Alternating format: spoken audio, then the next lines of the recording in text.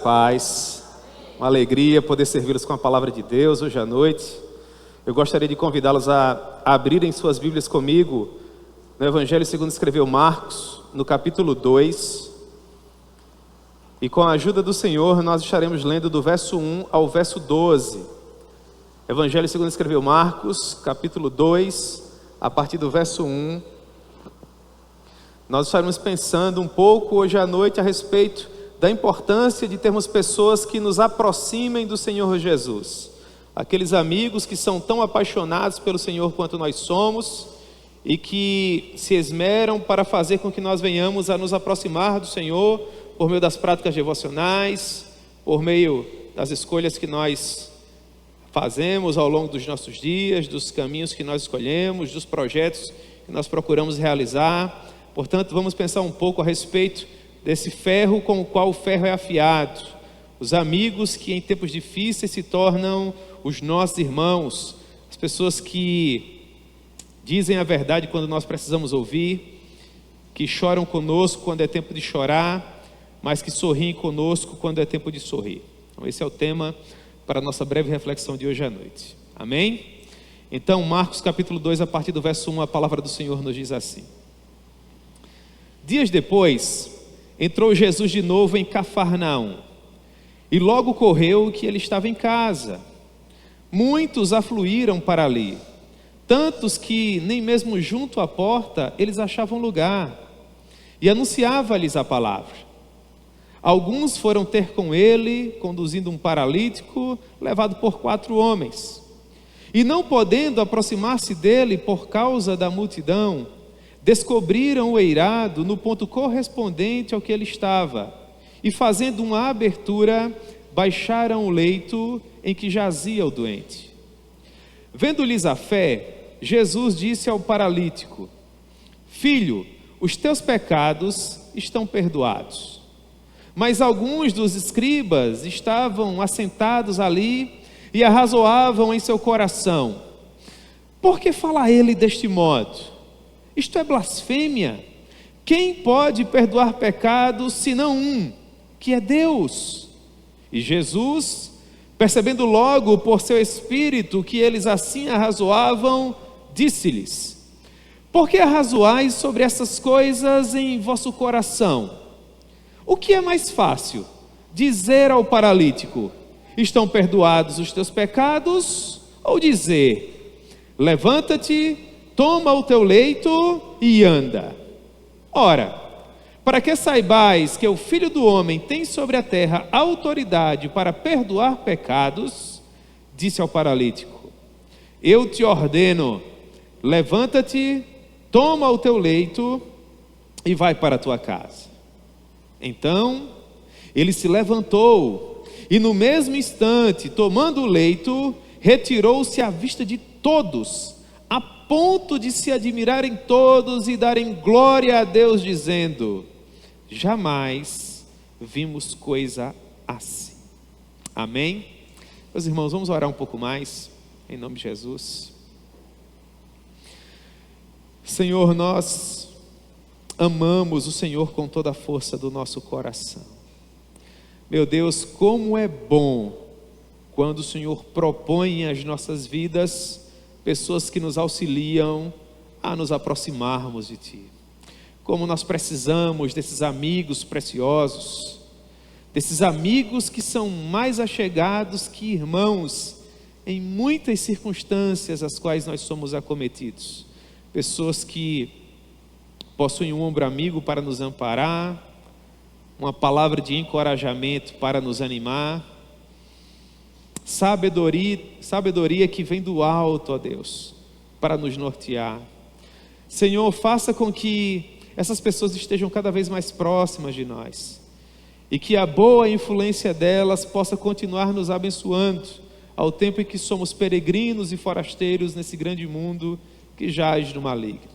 Muito obrigado, ó Pai, por essas pessoas preciosas, ao tempo em que nós também rogamos encarecidamente a Ti, para que o Senhor faça de nós também esse tipo de amigo, que nós possamos ser também essas pessoas que aproximam as demais da Tua presença, para a maior glória do Teu nome. Meu Deus, esse é o nosso humilde pedido a Ti hoje à noite, Senhor. Fala conosco através da Tua palavra e aplica, meu Deus, essas verdades preciosas ao nosso coração. É dessa maneira que nós oramos e por tudo agradecemos a Ti, em nome de Jesus. Amém. Muito bem, meus irmãos, a importância de termos bons amigos. Pois bem, o verso 1 desse capítulo 2 que nós acabamos de ler, diz assim: dias depois entrou Jesus de novo em Cafarnaum e logo correu a notícia de que o Senhor Jesus estava em casa. Nesse momento, quando Marcos escrevia o capítulo 2 do seu tão belo evangelho, o Senhor Jesus estava no princípio do seu ministério público. Ele estava ainda em suas primeiras viagens evangelísticas. E quando nós olhamos para o capítulo 1, nós percebemos de pronto que no princípio do capítulo 1, o Senhor Jesus, ele fez as suas primeiras viagens por toda a Galileia. Capítulo 1, verso 14 e verso 15, é o momento em que ele começa a chamar os seus primeiros discípulos. Mas depois você olha para o capítulo 1, e no verso 21, Marcos vai nos dizer que após essa primeira viagem itinerante, o Senhor Jesus mais uma vez retorna para Cafarnaum, que se tornou a sua base de operações missionárias. O Senhor Jesus, ele nasce em Belém, ainda bebê, ele é levado por seus pais ao Egito, porque haviam pessoas que queriam provocar-lhe mal. Depois ele retorna novamente à região de Canaã, não mais para Belém, agora para Nazaré, onde ele cresceu e se tornou um homem feito. Jesus passou por pelo menos 28 anos em Nazaré, dos 2 anos de idade até os 30, e quando completou 30 anos e iniciou seu ministério público, Jesus mudou-se de Nazaré para Cafarnaum, e era de Cafarnaum que ele partia para suas viagens missionárias. Pois bem, a seguir, no capítulo 1 ainda, a partir do verso 32, mais uma vez Marcos nos diz que Jesus fez uma outra viagem, e ele partiu por todas as cidades, curando doentes, libertando pessoas que se encontravam aprisionadas por espíritos malignos, não permitindo que esses espíritos pronunciassem quem ele era, uma vez que os espíritos sabiam que Jesus era o Filho de Deus. Os versos 38 e 39 vão nos dizer que nessa segunda viagem, Jesus visitou povoações vizinhas, outros lugares, pregando sempre o reino de Deus. Ele visitou toda a Galileia, pregando nas sinagogas deles, expelindo muitos espíritos malignos. Essa foi a segunda viagem itinerante do Senhor Jesus. Até que, no princípio do capítulo 2, Marcos vai nos dizer que novamente o Senhor Jesus entrou em Cafarnaum. Só que agora, diferente daquilo que aconteceu na primeira viagem, o verso 1 nos diz que uma verdadeira multidão afluiu até a casa do Senhor Jesus. O que aconteceu de diferente?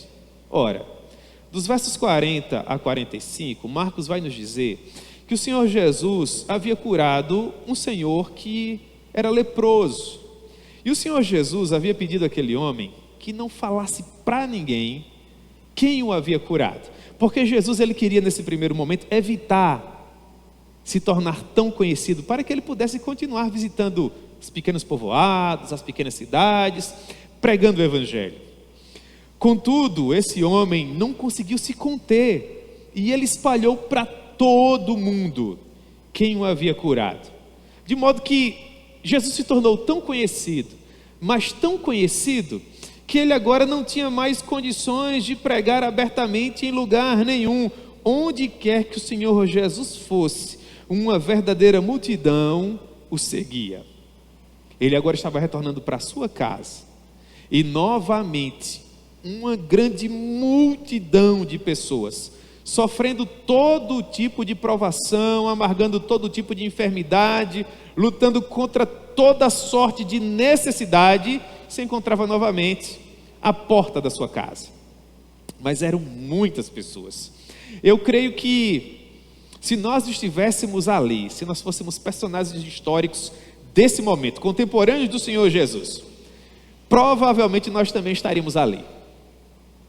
Próximo a uma janela, quem sabe, próximo à porta, e seguramente, meus queridos irmãos, nós não cederíamos 1 centímetro de espaço para ninguém. Ou você cederia?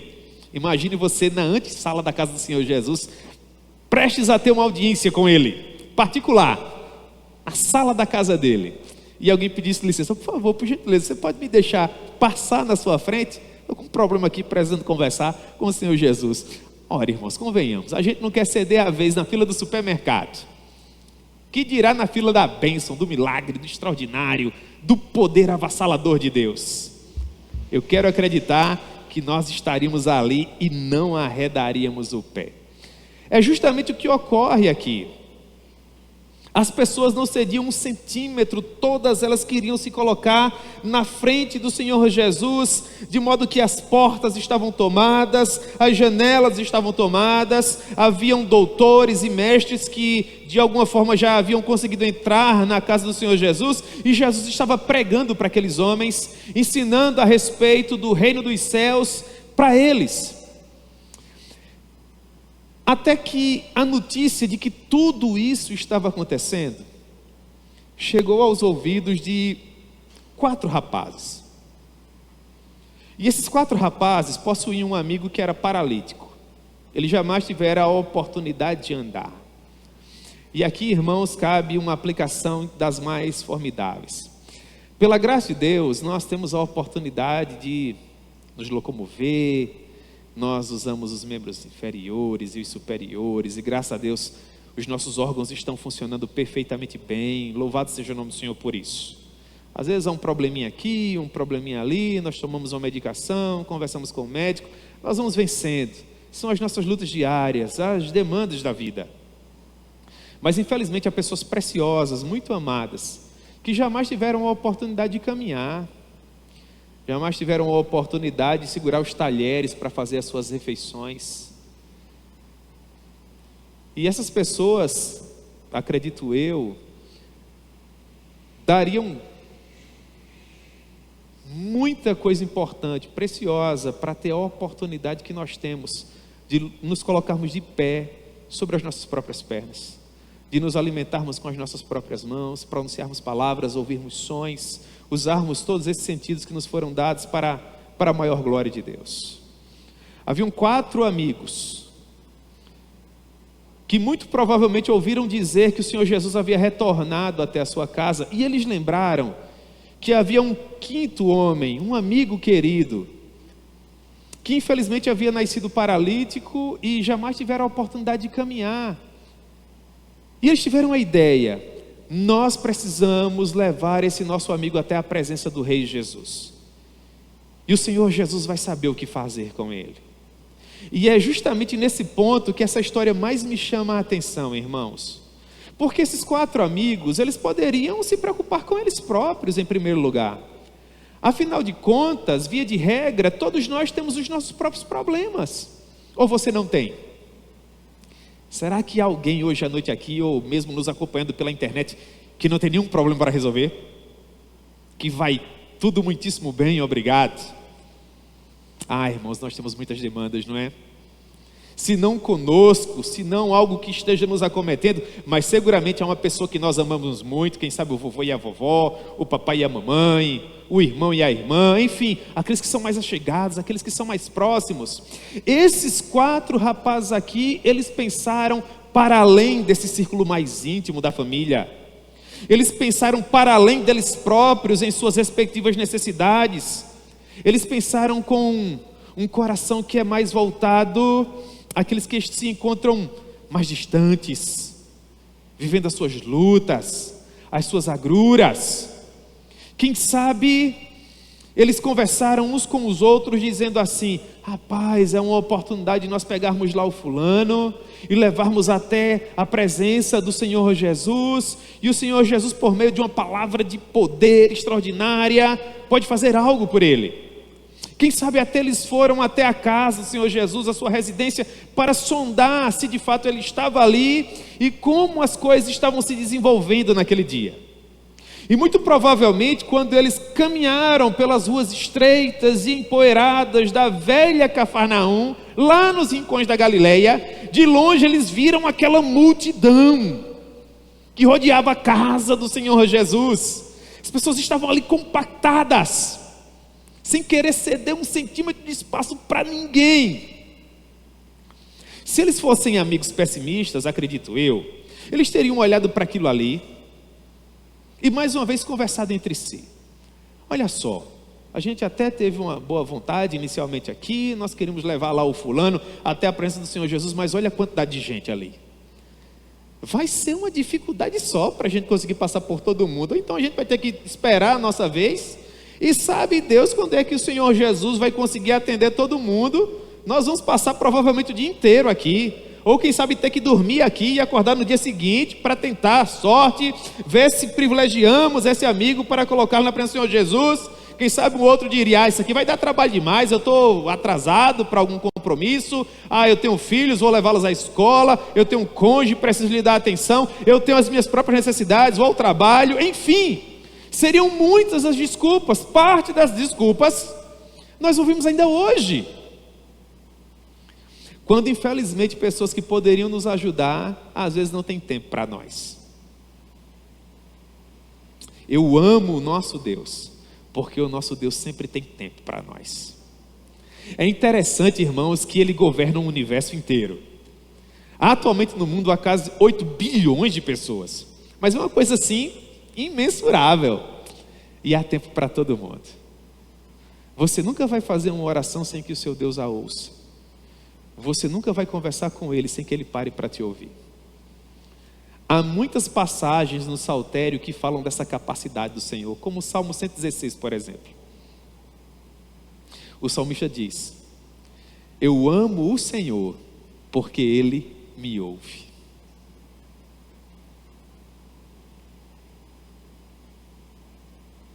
Eu estive aflito, diz o salmista, gritei por Ele, e Ele atendeu a minha voz e deu ouvidos ao meu clamor. Como é bom ser ouvido, irmãos. Como é bom quando alguém, no meio da sua própria correria diária, separa alguns minutos preciosos para saber como vai a nossa vida. Como se encontra o nosso coração. Esses amigos pararam para pensar um pouco naquele rapaz paralítico, que jamais tiveram a oportunidade de andar. E mesmo com tantas dificuldades, eles não se deram por vencidos. A multidão estava lá. E eles haveriam de criar uma saída hábil para abençoar aquele amigo precioso. Pessoas que realmente amam, amigos que verdadeiramente se importam, agem da mesma forma. Sabe que está doente? Vai lá visitar, no mínimo manda uma mensagem. O dia foi muito corrido, não deu para preparar nada, meu irmão, e foi, aqui eu fiz um pouco mais, eu vou levar uma marmita aí para você. Eu vou comprar um lanche, vou levar aí para você, eu quero abençoar você, isso é importante para mim. Nas coisas mais simples.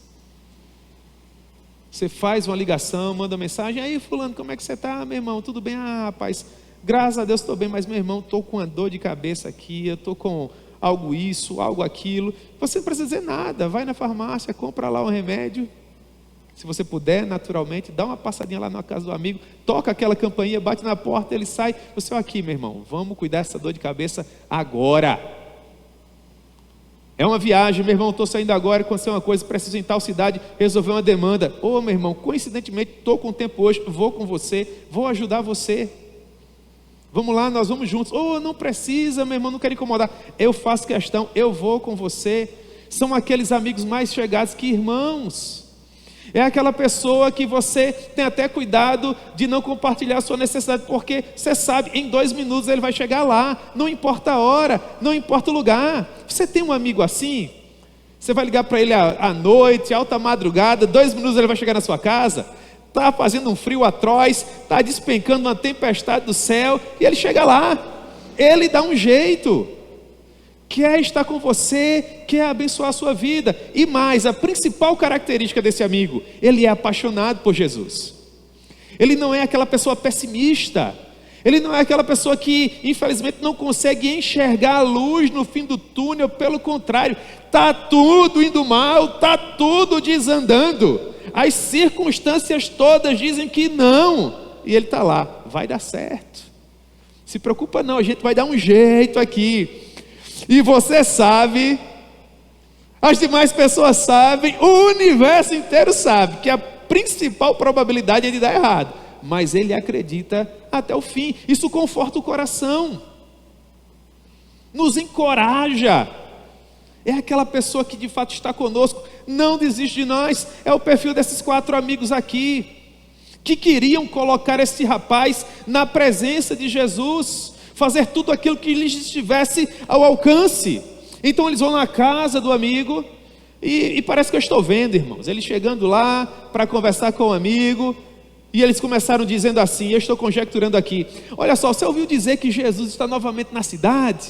Aí o rapaz lá, deitado na maca dele: rapaz, eu fiquei sabendo, tem até uma grande multidão lá, né? Eu ouvi dizer, todo mundo querendo ser abençoado, querendo ser curado, é uma coisa preciosa.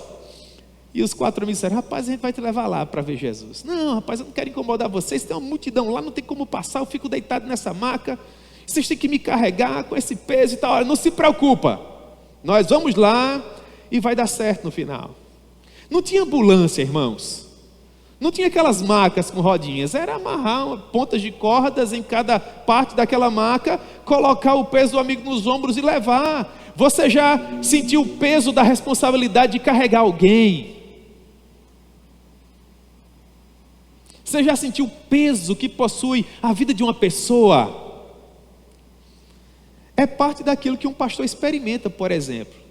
Nós sabemos que tudo é graça, e que as almas de vocês foram compradas pelo sangue precioso do Senhor Jesus, mas pesa sobre os ombros do pastor a responsabilidade espiritual de cuidar da sua alma eterna, de nutri-la com a palavra de Deus, de norteá-la com aquele referencial que vai te levar até as portas daquela cidade celestial, dourada, que te espera. É uma responsabilidade tamanha.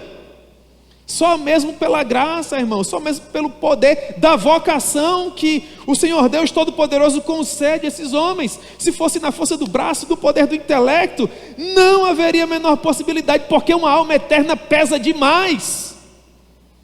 Que responsabilidade é cuidar de almas eternas? Que responsabilidade é receber o título de amigo? Que responsabilidade é receber o título de irmãos? Há pessoas que não merecem ser chamadas amigas. Há pessoas que não merecem ser chamadas de irmãos. E você tem que saber muito bem a quem você chama de amigo. Você tem que sopesar muito bem quem você considera seu irmão. E a Bíblia nos oferece esses parâmetros. Você consegue gastar 2 ou 3 segundos da sua vida preciosa imaginando aqueles 4 amigos, cada um com a ponta de corda na mão, carregando aquele rapaz pelas ruas estreitas de Cafarnaum, até que finalmente eles chegaram nas imediações da casa do Senhor Jesus, e as pessoas não cediam espaço, eles não conseguiam passar. Aquele rapaz, coitado, acredito eu, muito provavelmente ali constrangido no meio daquela situação toda, e de repente um daqueles 4 amigos provavelmente tem uma ideia: já que a gente não consegue atravessar a multidão, vamos por cima dos muros, por cima dos telhados das casas. Eu quero acreditar que eles estavam relativamente distantes da casa de Jesus, porque se havia uma multidão, a multidão fazia uma separação entre a casa de Jesus e muito provavelmente o local até onde eles puderam chegar. Então, quem sabe, eles tiveram que subir nos muros da vizinhança, nas casas dos vizinhos, atravessar todos aqueles obstáculos, até finalmente se encontrarem sobre o teto específico da casa do Senhor Jesus. E eu fico imaginando a odisseia que deve ter sido subir naqueles muros, naqueles telhados, puxa de um lado, solta de outro, ora o rapaz quase cai, eles colocam um pouco mais de força, e vão subindo ali com toda dificuldade, e as casas, irmãos, não eram semelhantes às nossas, com essas estruturas de concreto armado, alvenaria sólida, com lajes, como estas que nós temos agora sobre a nossa cabeça. Eram casas semelhantes a que nós temos aqui em nosso amado Nordeste. de taipa, feita de barro, escorada com varas, cobertas com palhas e com barro. Tantas variáveis, quantas dificuldades. E aqueles rapazes estavam lá. E quando chegaram finalmente à casa do Senhor Jesus, não havia assim uma janela no teto, sabe? Haviam casas, as casas mais abastadas da época, que havia de fato uma espécie de jardim de verão. Como fazia um calor imenso naquela região, as famílias mais ricas, elas tinham uma espécie de jardim no telhado da casa, e havia uma abertura e as pessoas entravam e saíam por ali. Contudo, a imensa maioria dos nossos doutrinadores entende que a casa de Jesus era uma casa simples, coberta de palha e barro, e que aqueles homens tiveram que de fato descobrir o telhado de Jesus, quebrar aquela estrutura e começar a descer aquele rapaz. E eu fico também imaginando o que a multidão não dizia vendo tudo aquilo. Você consegue imaginar? Quantas críticas, palavras para desencorajar, para fazê-los ficar pelo caminho. E eles tinham no coração a convicção de que aquele plano poderia dar certo. Nenhuma dessas dificuldades fez aqueles rapazes desistirem. Você tem amigos que não desistem de você? Que apesar das dificuldades estão ao seu lado?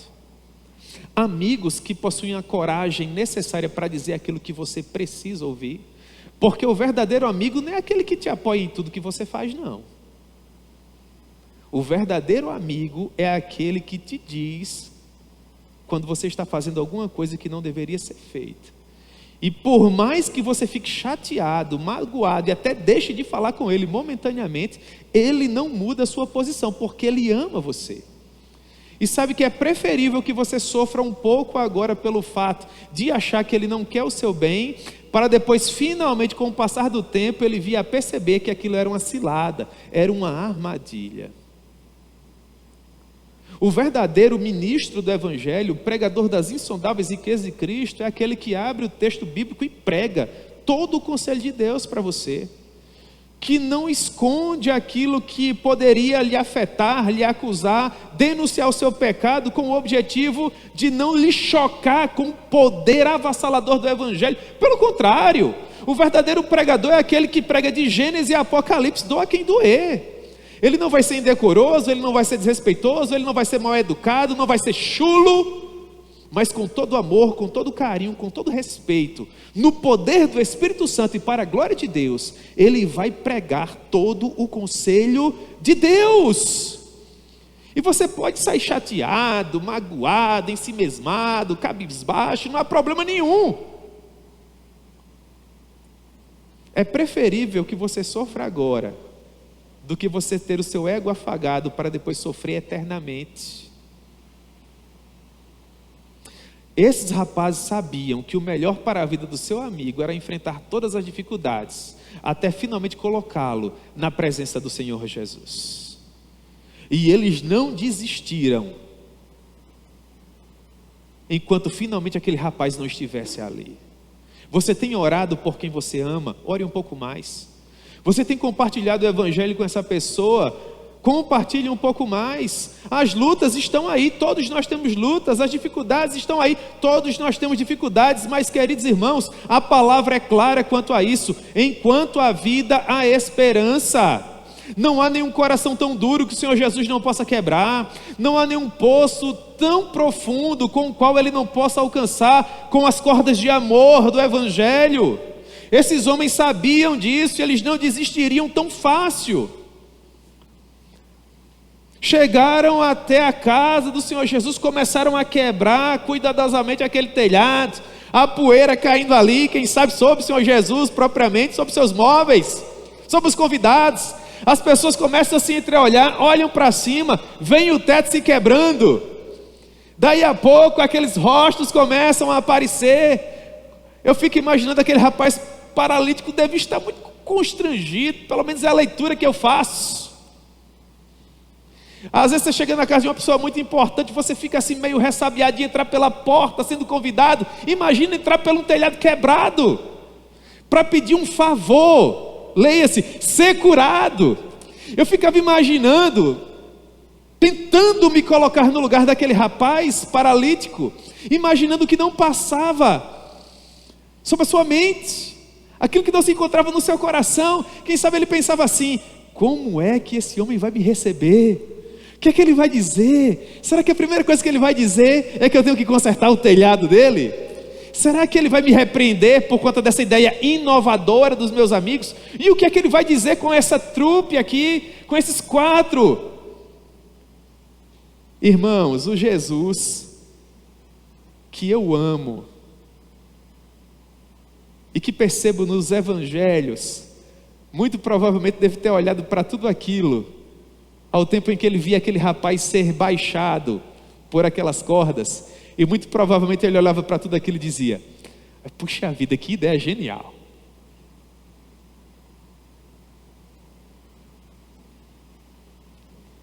E aquelas cordas foram baixando ali, até que finalmente aquela maca repousou na sala de estar da casa de Jesus.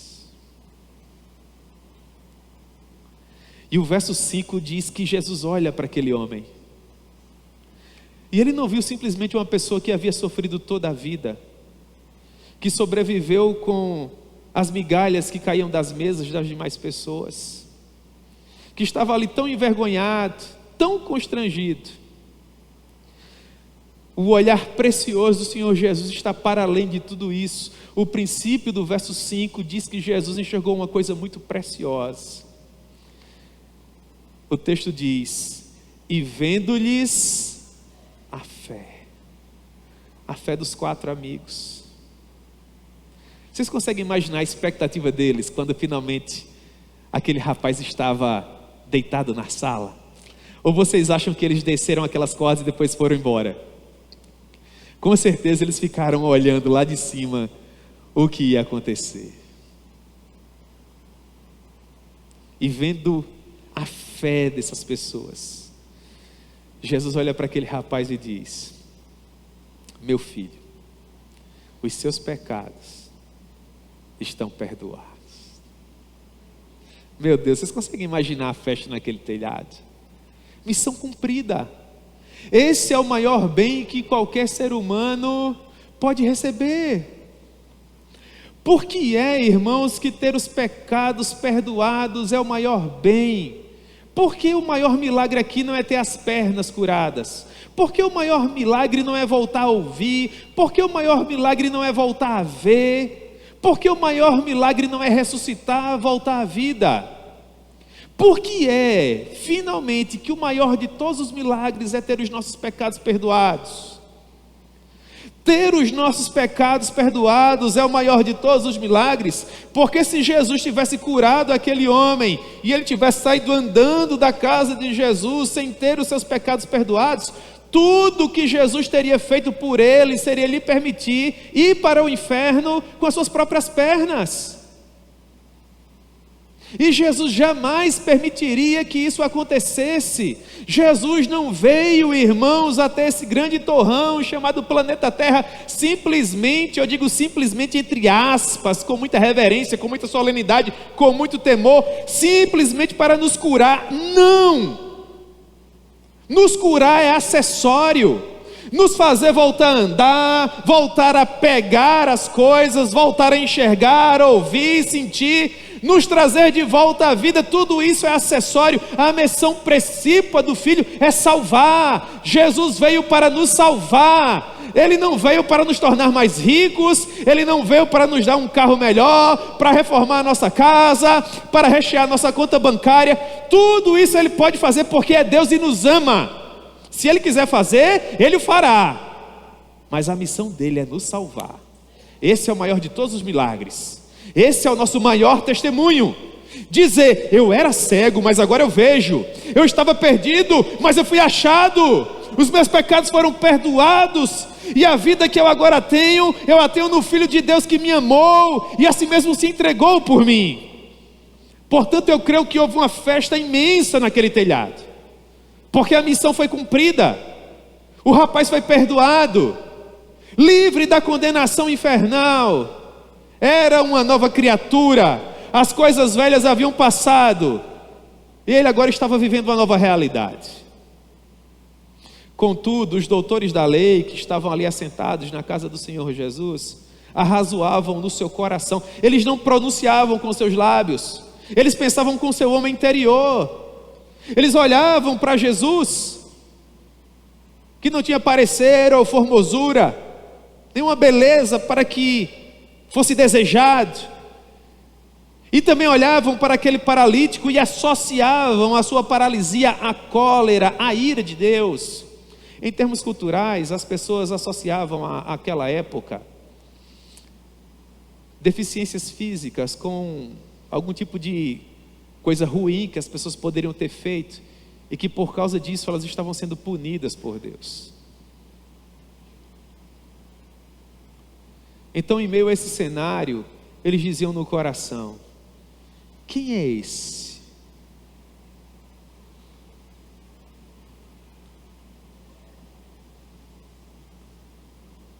Que fala desse modo? Quem ele pensa que é? Quando Jesus olha para o paralítico e diz: os seus pecados estão perdoados, Jesus está dizendo algo muito importante teologicamente.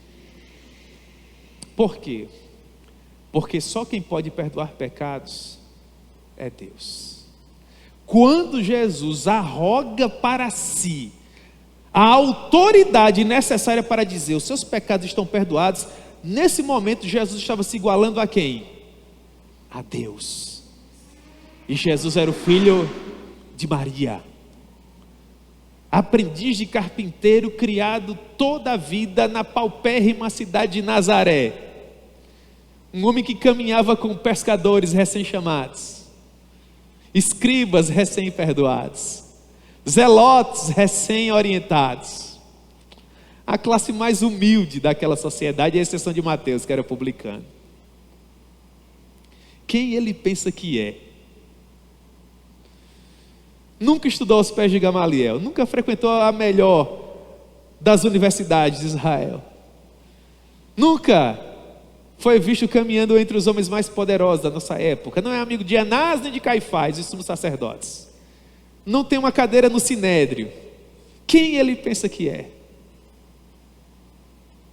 Só que o Salmo 139 diz que o nosso Deus nos sonda e nos conhece. Ele sabe quando nós nos levantamos e quando nós nos assentamos. De longe Ele penetra os nossos pensamentos, Ele esquadrinha o nosso andar e o nosso deitar. A palavra nem ainda chegou aos nossos lábios e Ele já sabe exatamente o que é que nós vamos falar. Jesus sabia o que aqueles homens estavam pensando em seus corações. E Ele diz assim no verso 7: por que é que vocês estão dizendo que o que eu acabei de pronunciar é blasfêmia?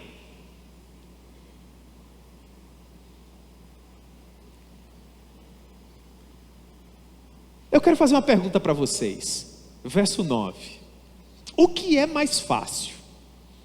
Dizer a um paralítico: os seus pecados estão perdoados? Ou dizer para ele: levanta-te, toma o teu leito e anda? Então eu quero fazer essa pergunta para vocês hoje à noite, inclusive para você que me acompanha pela internet. Responde aí pelo chat: o que é mais fácil? Perdoar os pecados de uma pessoa ou curá-lo de uma paralisia física? O que vocês acham? Não há mais fácil aqui. É impossível perdoar pecados, e é impossível fazer um paralítico voltar a andar se você não for Deus. Quando Jesus perguntou para os doutores da lei o que era mais fácil, só havia uma resposta: não há nada fácil em quaisquer desses quesitos. Não é fácil perdoar pecados, pelo contrário, para um ser humano é impossível. Nós não temos essa autoridade. Nós não criamos esse ser humano, não fomos nós quem o perdemos, não fomos nós que fomos magoados por eles em sua rebeldia pecaminosa. Não é a nós que eles devem, a dívida não é nossa, como é que nós podemos perdoar? Em contrapartida, essas moléculas que se juntaram para formar esse tecido, e posteriormente esse corpo físico, não foram pré-ordenadas por nós.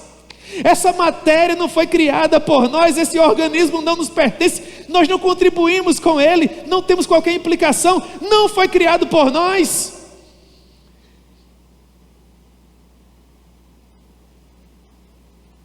Então quem é que pode fazer isso? Eu vou mostrar para vocês quem pode, diz o Todo-Poderoso.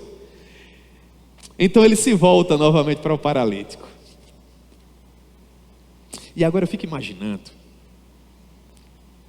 como foi que o coração daquele rapaz começou a bater. Você consegue imaginar? Jesus ali, cheio de zelo, cheio de paixão, dizendo isso para os doutores da lei. O que é mais fácil? Fazer este ou fazer aquele? E aqueles homens de olhos esbugalhados olhando para Jesus, e o Senhor Jesus cheio de zelo, apaixonado. Não é Salmo 69:9? As injúrias daqueles que te injuriavam caíam sobre mim, e o zelo pela tua casa me consumiu. Palavras do Todo-Poderoso. Ele se importa. Sente com o nosso coração, irmãos. Ele sabe quem nós somos, do que nós somos feitos. Ele está aqui hoje à noite nesse lugar. E então ele se volta para o paralítico, e a minha imaginação vai embora além desses textos. Porque é o tempo em que eu imagino Jesus apaixonado, cheio de zelo, com aqueles olhos em chamas, falando com os doutores da lei. No momento em que ele olha para o paralítico, o que nós temos é o Cordeiro de Deus que retira o pecado do mundo.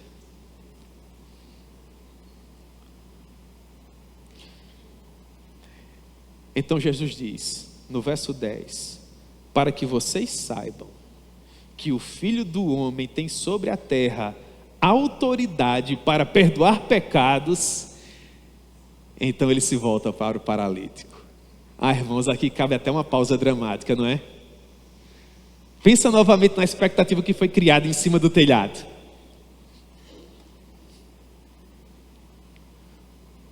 E ele diz, meu filho, eu lhe ordeno,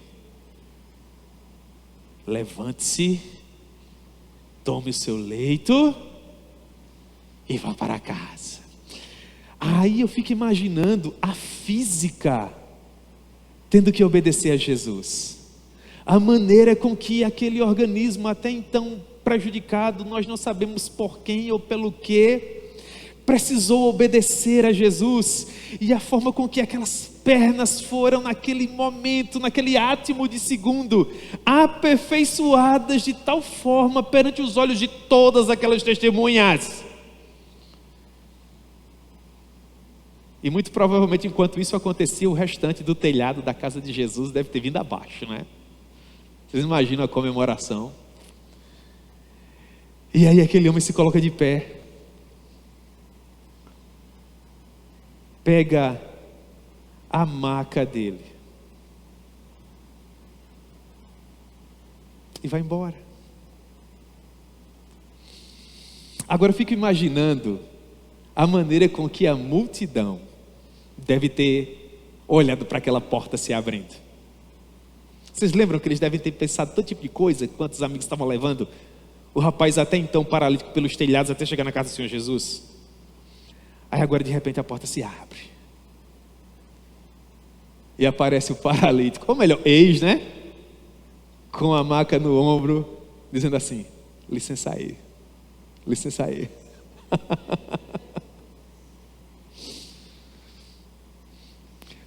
Contudo, nisso tudo, meu Deus, que milagre extraordinário, sim ou não?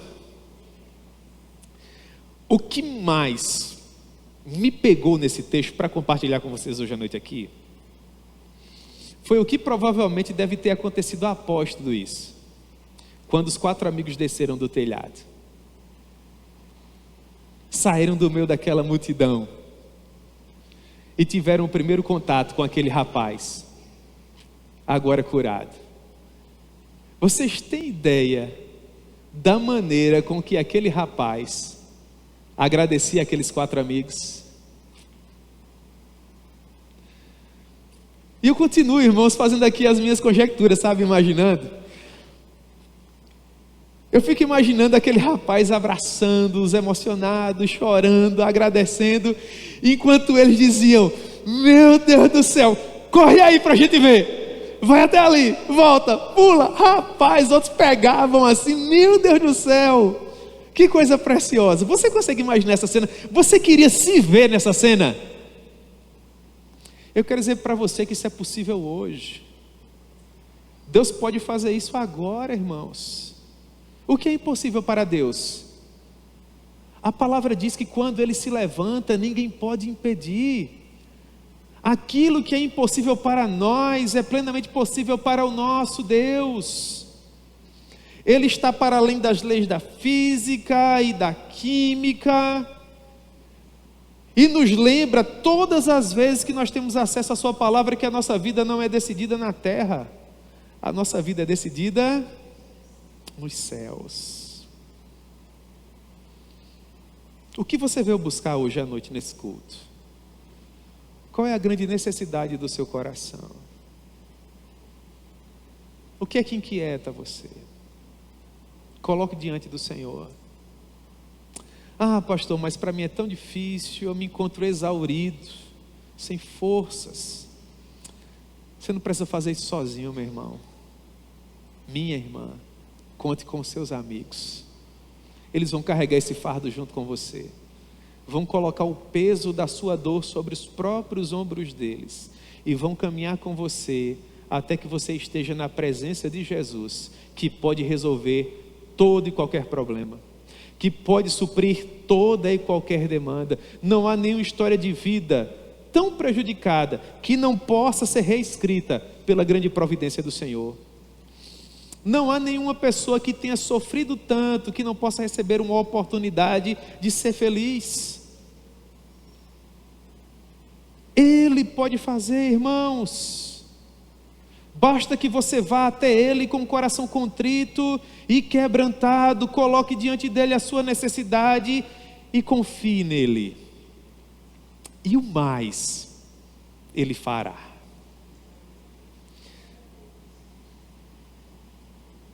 Vamos a algumas aplicações e nós encerramos aqui. Em primeiro lugar, procure ter ao seu lado pessoas que te aproximem de Jesus. Como isso aqui é importante. Como é importante caminharmos ao lado de pessoas que nos aproximem de Jesus, que nos deem bons conselhos, que nos levem ao lugar correto. Os verdadeiros amigos que se esforçam pelo nosso bem, que têm coragem de nos dizer a verdade que nós precisamos ouvir, que discordam de nós quando é tempo de discordar e que concordam conosco quando é tempo de concordar, que choram se for para chorar e sorriem quando é tempo de se alegrar. Eu quero acreditar que é por causa disso que a Bíblia diz que há amigo que é mais chegado que um irmão. É um presente da graça de Deus em nossas vidas. E eles não vão embora, viu, irmãos? Nós às vezes passamos muitos anos sem nos ver. Você se encontra com esse amigo 5 segundos. 5 segundos de uma troca de olhares. E não precisa falar mais nada. Ele já sabe como é que você está, você já sabe como é que ele está. É dessa forma. Em segundo lugar, não importa quão profunda seja a sua necessidade ou grande o seu problema, há poder suficiente no Evangelho de Jesus Cristo. O Jesus Cristo que perdoou os seus pecados também pode suprir a sua demanda, também pode resolver o seu problema, também pode dar a orientação que você precisa. Venha até Ele. Meus irmãos, como é preciosa a mensagem do Evangelho, não é? Ninguém volta de mãos vazias, tendo se encontrado na frente desse Deus que é todo poderoso. Um Deus que diz: venha a mim. Você está cansado? você está sobrecarregado, você está pensando em desistir, você acha que não dá mais, entende que esse é o seu fim, venha até mim. Tome sobre você o meu jugo, aprenda comigo, você entenderá, você perceberá que eu sou manso e humilde de coração, você vai encontrar repouso para os seus pés cansados, paz para a sua mente atribulada, conforto para o seu coração, há tanto tempo desalentado. Sabe por quê? Diz ele, porque o meu jugo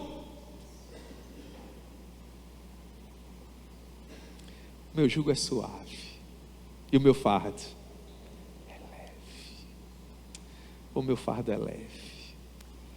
Não há Senhor como o nosso Senhor. Não há ninguém que remunere como o nosso Deus. Ele é o melhor de todos. E finalmente, em terceiro lugar, mesmo que a jornada para trazer essa pessoa que você ama aos pés de Jesus seja uma jornada árdua. Eu sei que há irmãos amados, preciosos aqui, que têm tentado carregar alguém nas costas há muitos e muitos anos. Eu quero dizer para você, meu irmão, que vai valer a pena no final. Você vai ter a oportunidade de dar um abraço nessa pessoa, assim como esses 4 amigos deram um abraço naquele rapaz depois que ele foi curado. E Deus vai lhe dar a oportunidade de ouvir com seus próprios ouvidos aquele belíssimo, extraordinário, muito obrigado. Obrigado porque você não desistiu de mim. Obrigado porque você lutou até o fim. E agora não é mais pelo que você diz. Agora eu enxergo com os meus próprios olhos. Vai valer a pena no final, irmãos. Em nome de Jesus, não desista. A recompensa no final. Amém?